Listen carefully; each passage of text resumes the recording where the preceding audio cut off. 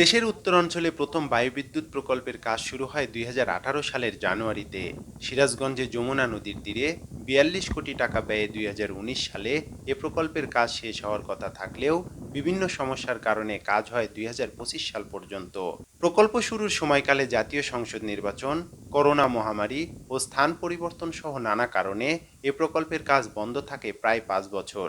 অবশেষে চলতি বছরের এপ্রিল মাসে চালু হওয়া ২ মেগাওয়াট উৎপাদন ক্ষমতার ৮টি টারবাইনে উৎপাদিত বিদ্যুৎ সরবরাহ হচ্ছে জাতীয় গ্রিডে। ১৬২ ফুট উচ্চতায় থাকা টারবাইনগুলো নিয়ন্ত্রণে একজনই যথেষ্ট, তবে প্রতিটি টাওয়ারের জন্য রয়েছে আলাদা আলাদা নিয়ন্ত্রণ ব্যবস্থা। এখান থেকে আমরা ৮টা উইন্ড টারবাইন নিয়ন্ত্রণ করি, আবার একটা একটা করে নিয়ন্ত্রণ করতে পারি।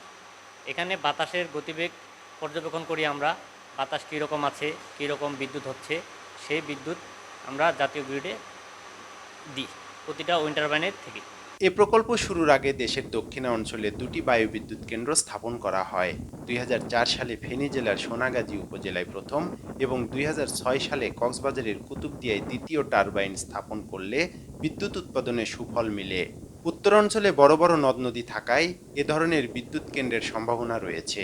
বিদ্যুতের স্বল্পতা নিরসনে পরীক্ষামূলক এই প্রকল্প বাস্তবায়ন করা হলে বায়ুবিদ্যুৎ যোগ হবে জাতীয় গ্রিডে। এই প্রকল্পটি একটি ২ মেগাওয়াট ক্ষমতার সম্পন্ন বায়ুবিদ্যুৎ প্রকল্প।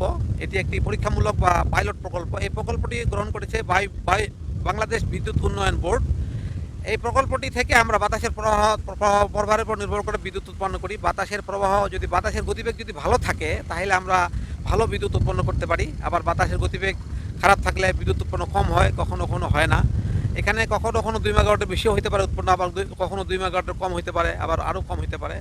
এবং বাংলাদেশের নর্থ বেঙ্গলে এর আগে কোনো বায়ু বিদ্যুৎ প্রকল্প স্থাপন করা হয় নাই। এটিই বাংলাদেশের নর্থ বেঙ্গলে প্রথম বায়ু বিদ্যুৎ প্রকল্প। এবং এই প্রকল্পের সম্ভাব্যতা যাচাইয়ের পর আমরা বলতে পারবো যে বাংলাদেশের উত্তরবঙ্গে যে অসংখ্য নদ নদী আছে, এই নদ নদীগুলার তীরবর্তী এলাকায় আমরা কি পরিমাণ বাতাস থেকে বিদ্যুৎ উৎপন্ন করতে পারবো। সারা বছর কম বেশি বিদ্যুৎ উৎপাদন হলেও সবচেয়ে বেশি উৎপাদিত হয় এপ্রিল থেকে অগাস্ট মাস পর্যন্ত। এ সময় বায়ুর গতি বেশি থাকায় উৎপাদনের ক্ষমতা বাড়ে। চায়না প্রযুক্তি ব্যবহার করে স্থাপন করা এ কেন্দ্রের অনেক যন্ত্রপাতি দেশের প্রকৌশলীরাই তৈরি করতে পারেন। আবহাওয়ার উপর নির্ভর করে একটি কেন্দ্রে বিদ্যুৎ উৎপাদনের ক্ষমতা রয়েছে প্রায় ২৫ বছর। রিপন দাস, খবরের কাগজ, সিরাজগঞ্জ।